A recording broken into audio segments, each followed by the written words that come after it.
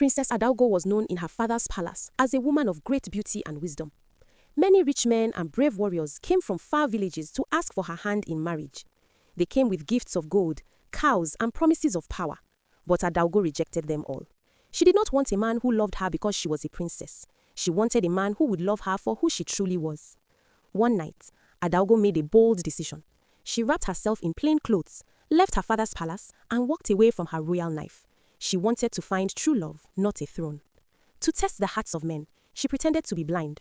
She also prepared a lie she would tell anyone who asked about her past. Far away from the palace lived a poor but kind farmer named Ikena. Every morning, Ikena carried his hoe and walked through a narrow bush path to his farm. One morning, as the sun was rising, he saw a young woman sitting by the roadside. Her eyes were closed and her clothes were dusty. She looked tired and helpless. Ikena stopped and asked gently, "My sister, why are you sitting here alone?" Adaugo replied in a weak voice, "Please help me. I was kidnapped long ago. They blinded me and I escaped. I do not know the way back to my village." Ikena's heart was filled with pity.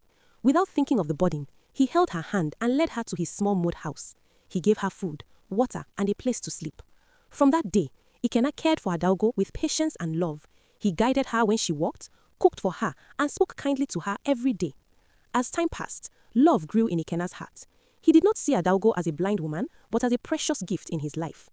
Ikena's friend Obieze noticed the changes. One evening, Obieze came to visit and laughed loudly when he saw Adaugo. "Ikena," Obieze mocked, "is this the woman you want to marry? A blind woman with no future? Leave her before she ruins your life." Ikena became angry. "Obieze," he said firmly, "love is not about the eyes, it is about the heart. Adaugo is kind, and that is enough for me." Obieze shook his head in shame and left, calling Ikena foolish. After many months, Adaugo told Ikena she remembered signs that could lead her to her village. Though poor and tired, Ikena agreed to help her. Together, they walked for days until they reached a large village surrounded by tall trees and drums. As soon as they entered, the villagers gathered around them, singing and dancing joyfully. "Our princess has returned. She has brought a man home. He is the chosen one." Ikena was confused and afraid. Before he could speak, elders came forward and explained everything. The gods had spoken long ago. Any man who would accept Princess Adaugo despite her blindness would become the next king. At that moment, Adaugo opened her eyes. "Ikena," she said with tears, "I was never blind. I only wanted to find true love." She hugged him tightly. Obieze, who had followed them secretly, saw everything. Shame filled his heart. Without a word, he turned and walked away. Ikena was crowned king, and Adaugo became queen. Their love ruled the land with peace and kindness, proving that true love sees beyond appearances. Thanks for watching. Comment more if you want more stories like this.